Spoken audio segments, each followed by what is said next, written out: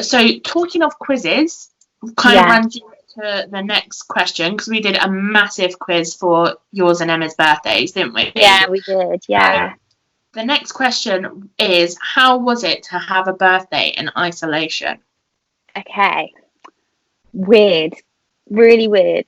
Because obviously I was with my family anyway, and that's probably what I would have been doing on my birthday, because I normally like to spend my birthday with my family. Like waking up on my birthday morning, being with my mum and dad and my brother, and opening my presents and stuff. And then we like to go out for dinner in the evening. And obviously that did not happen. So that was a bit weird. But like we made the most of it. I had lovely messages from you guys, from my friends and everything, and you made me a lovely video, which was really nice. It's just what I needed, of all my friends wishing me a happy birthday. Which was great. Still managed to get my cards in the post and everything, so that didn't really get affected. But obviously just being not able to go out and celebrate it was weird. Not seeing my sister properly. Giving my niece and nephew cuddles. Normally I'd spend some time with them. Didn't really happen. It was weird. It was a good day, and I did loads. It was so fun. My dad baked me a cake, and he would never make cake. There was none in the supermarkets. I'm putting my order in, Gary. I want a cake. It was very good. It was very good. And then I guess it just kind of felt a bit flat in the evening. Like my brother was doing his own thing, which is fine, but I don't know. It just kind of felt a bit samey, like all the other days of the week. It kind of just felt, and then we'll just sit down and we'll just watch a film or do something. And I don't know, like you have a little bit more. I don't know, like I like going out. I like having a drink, having good food, and having fun and whatever. And it was just a bit like, and then I started thinking about the situation we're in, and then I'm like, I'm so thankful and grateful for just being here and happy and healthy. But you just can't help but feel a little bit flat and not have all the plans. Like I'd planned to go out with my work friends. I planned to go out with you guys. Like we had plans. Like for sure. My birthday present, and then we had your birthday present, could we? Or anything. And my birthday was on the Tuesday, and that Friday we had planned to go to Budapest, and or a week later, whatever it was, and that had to be cancelled. So then. I'm so sad. So it kind of just felt a bit like, if you start thinking about everything else that was kind of just drifted away and plans and stuff like that, kind of felt a bit meh. But it was good. It was fine, but it is hard, like having your birthday and when you can't go out. And it wasn't like now. Like if I was going to have a birthday now, like little things are starting to be eased up on lockdown now, so it is a bit different. But on the 28th of April, it was very much stay at home. So it was just different, and I think there'll be a lot of people celebrating whenever it may be, but when it all kind of clears up, there'll be big celebrations, and we'll be doing what we can do. We've got big plans. Need to rebook in your birthday present and everything. And not being able to go on our little breakaway to Budapest. I know. That was like our first holiday together. Like obviously we've done like little holidays or weekends away or what have you, like here in the UK, but we've never been abroad, I don't think, with each other on a plane or anything like that. And it was it's just so I was really looking forward to that, and I was like, oh, maybe till May. And then I think like a week before we went, it was like our airline announced that it was doing flights, and we were like, oh, okay. And then obviously I don't want to go, because I was like, like even if we can go, I don't want to go. It won't be the same, and it's not dangerous, but you have that feeling because everyone's like, stay home, stay safe, and you're like, okay, maybe it is dangerous, and I don't want to go out the door. I don't want to fly. I don't want to go to Budapest. For sure. But everyone with that kind of thing has been really good, haven't they? Like, they were really helpful. Yeah, definitely. So if we, we'll get our money back and we'll save up and we'll go again and it will be fine. Thank goodness, because I was really worried that we were going to lose all our money. Because and obviously, especially time like this, it's affecting our work. It still helps. Yeah. So that's another question: is how is it affecting our work? Do you want to go? Well, yeah.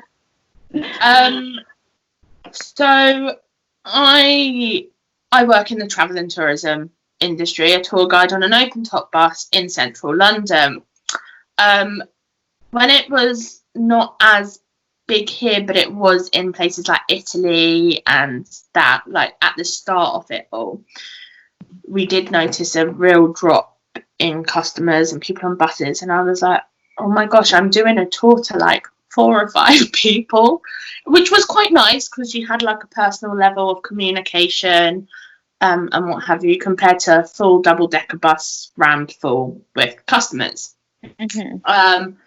And then we kind of all got told like services being suspended, and then we were like, oh, okay, what does that mean? Like, and my work have been really good. They've all furloughed us, which is good. So we're still getting 80% of our wages, because at one point I think there was a worry that they were just going to let us go and then just cut people. And obviously when you're renting somewhere in London, it's a stress and a struggle to make that kind of money if you're not being paid. So yeah, it's affected my work massively, and my company is global, so it wasn't like different cities would bring up what we had lost over here, because that's what it's done sometimes. Like when we've got one over in Sydney, I think, and when Australia had loads of like bushfires and all that kind of stuff, obviously their service was reduced, or they weren't getting enough people over there for like the tourism. But because all the other countries, were still working and still getting good amount of people, our kind of business over this side brought Australia's business up, so it worked out. But whereas everything's completely cut, it's going to be difficult, and I don't think for a very long time we will be back, because it's travel and tourism, I don't think people are going to necessarily want to come down to London from other countries. There's going to be travel bans.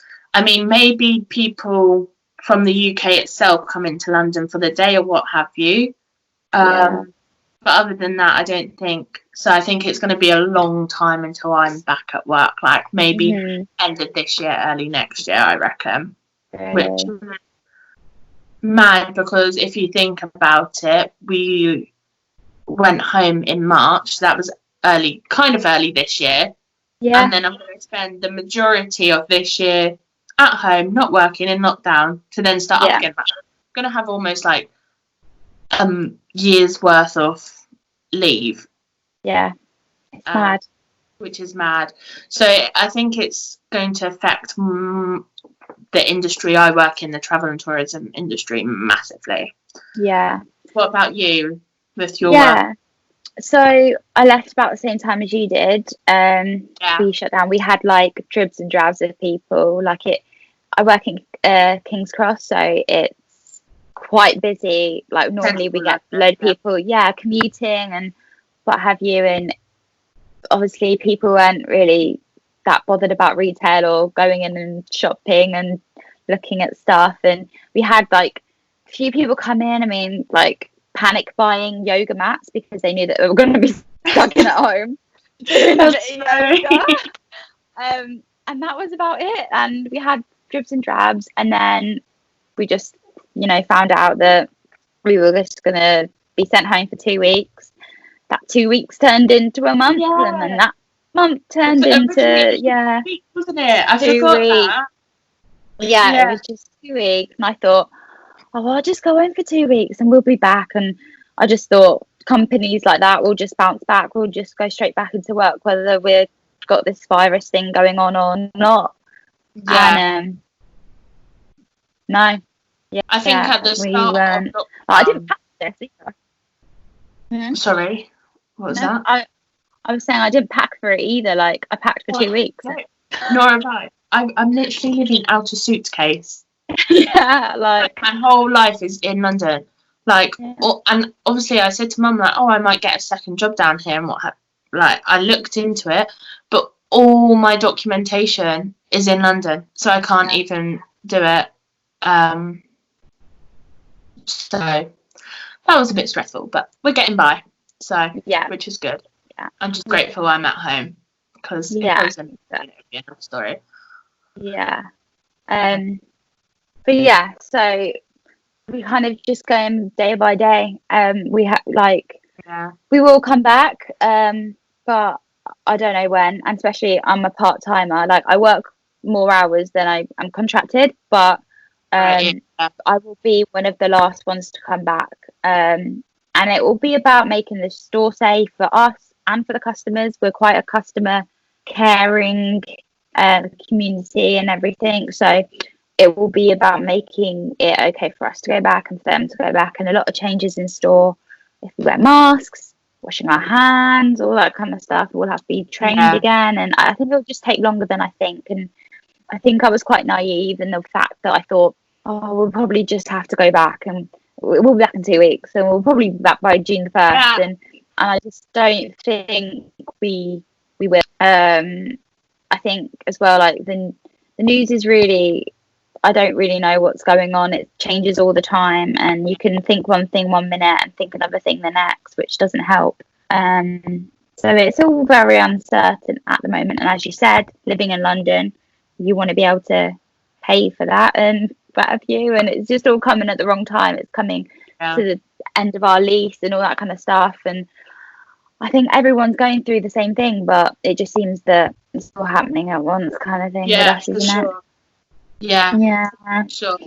And obviously, sorry. No, go on. It's so hard. I think I was the same, that I didn't really realise the seriousness, is that a word? Seriousness of it all. Like, I thought I would be home, like, and when we went home and what have you, I thought we went home in March? Yeah. Mid-March. I thought, oh yeah, come May, we'll be able to go to Budapest when we first went, like, home and what have you. I had no clue when we first went home that I would be home for this length of time. It escalated really fast. Like, it kind of, because when we booked, like, February, early March time, we were like, we were obviously very naive. We just thought it's here in dribs and drabs, but we did not realise it would spread this much and get out of hand this quickly in a short amount of time. Yeah. And I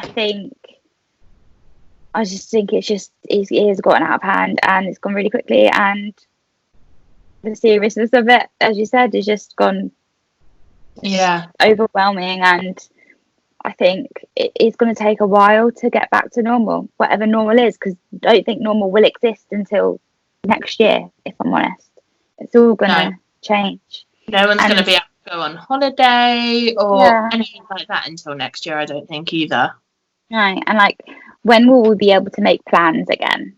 That's what I would like, without them getting cancelled and what have you. So it is about living just day by day, as much as I hate that. Yeah. I love to have plans and structure. And obviously it's affecting our other job as well as actors. The whole, like, we don't work at the moment in theatres and that. We have friends that do, and from what we're hearing from them, they're saying that the theatres won't be up and running till gone September. Even if it is this year, it might be next year. So how is it affecting, obviously that's affecting our industry, so how has it been affecting, like, any jobs that, like, your agency and all that kind of stuff? So there's just nothing out there. Yeah.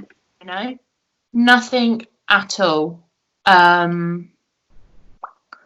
I mean, I've heard of people get the odd self-tape for a commercial and what have you, but as a whole, the industry's just gone dead. Yeah. My agency personally have furloughed their agents to protect the agency, which I completely understand. Yeah. And I think that must have been a very, very hard decision to make. To do that. But before we were like even knew that our agents were going into furlough, we had set up like a self-tape competition, all that kind of stuff that we were going to run, and then that just kind of didn't go ahead, which was quite sad. But I've got friends who work in theatres and stuff like that, and they're saying, company managers are saying that it's not going to be back until next year, I don't think, because I don't think people will want to go and sit in a theatre. Like, theatres, you're kind of all piled in, aren't you? You're so close to so many people that, like, you can't actually socially distance on stage. Like, if you were acting, you can't. I mean, I guess you could socially distance in a theatre to some extent if they put like a gap of two every other row. But then theatres wouldn't be making the money that they need to survive. Exactly.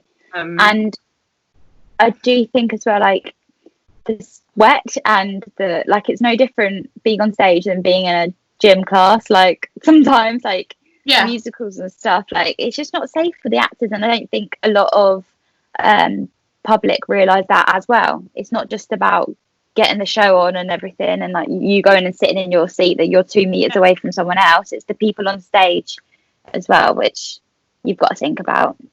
Yeah, for sure. Like, I know we've had shows booked in, haven't we? Like that I've got one coming up in August. That was my Christmas and birthday present for my sister. We were going to go see Hello Dolly on opening night with Imelda Staunton, but I reckon that's all going to be postponed. Like, the theatres won't be back by then for sure, and even if they were, that cast wouldn't have been able to get into a rehearsal room or even into the theatre to rehearse. Like, it's just there's only so much you can do over Zoom. Like, you can, people have been having classes and seminars and stuff like that, which is great, and in this day and age we're having the technology that we do have, like, it's amazing. But I just don't think it's the same. Like, when you get in that room, it's going to be so different. Walk down to stage left. Please. Yeah. Down there. Like. Exactly. I do think it's been amazing that some projects and stuff have been able to continue, like in the film and TV part of our industry. I've watched like Isolation Stories on ITV and things like that, good. Which was amazing. And they bring the cameras and all the equipment to your door. They go away, and then like you see the actors come out and they've taken the stuff in, and they've had to set up and have their like partners or parents set the camera up and like create this piece of film, which actually has turned out amazingly. And you could probably like class it as like something that you could just go and watch as your normal series. It looks just as professional, and I think it's just amazing that actors like we're adapted to that, like we've got so many skills. So I think that's been really good, and that could be a new thing during this time. Like, we may not get back into how we normally have been till September, November time, so why not use the technology that we have and continue to make TV series?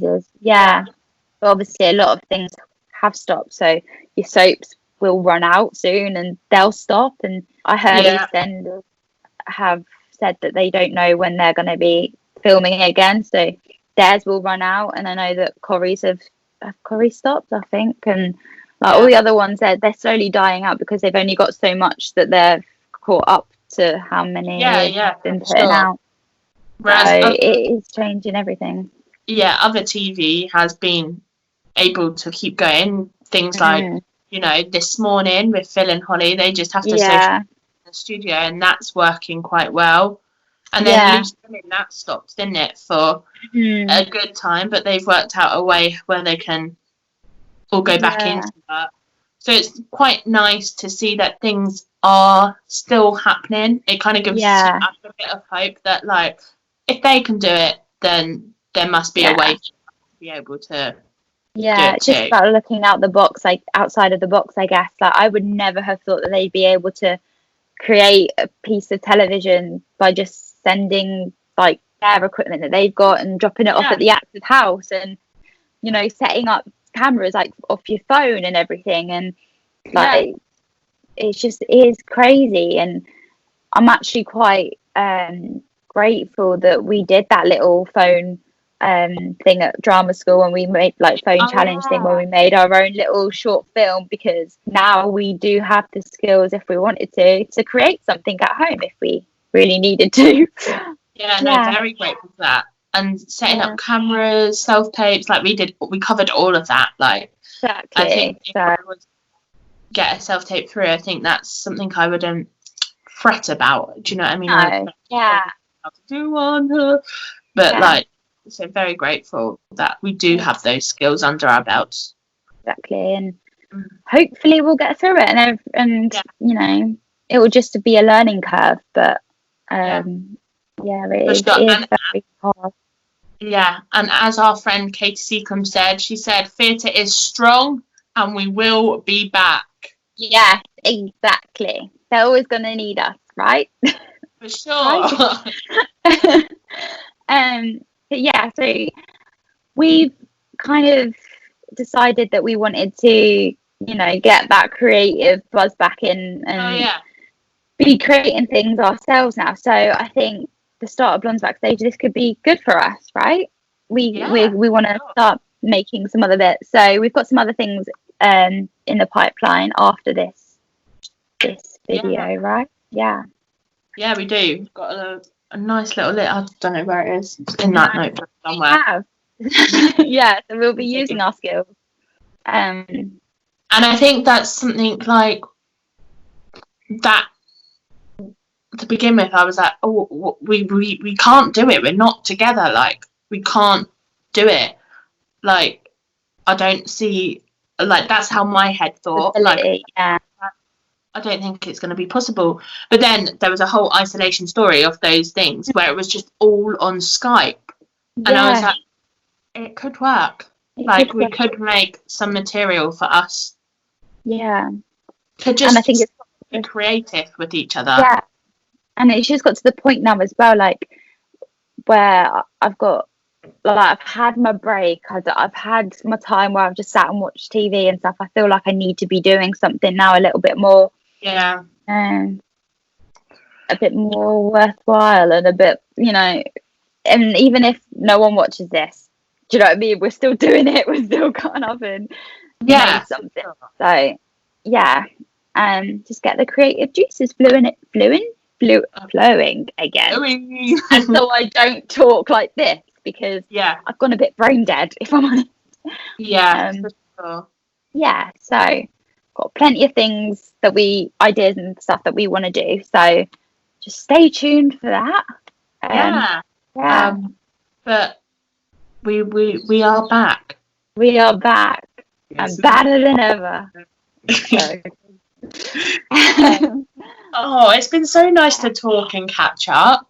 I know it has, hasn't it? And I hope that everything we've said maybe even could help someone that's sitting here watching it and thinking, you know, am I the only one feeling this way? No, you are not alone. But there's loads you can do. There is loads you can do.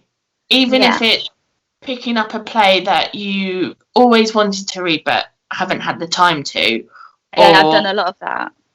Finding an old self-tape script online and just testing out it yourself, just to keep yourself creative and doing stuff. Like, there's a lot that you can do, I think.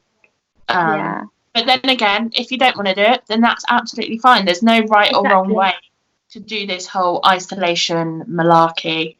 No, there's no pressure. No. Like, do it in your own pace. Like, take a week to read that play. Like, don't have to read it in one night. Like, Oh no. I mean, it will probably take me a month to read. Yeah. Well, yeah, you know what I mean. Yeah. Yeah. So just keep going and yeah, just gotta power through. And this won't be the end. It will not be the end.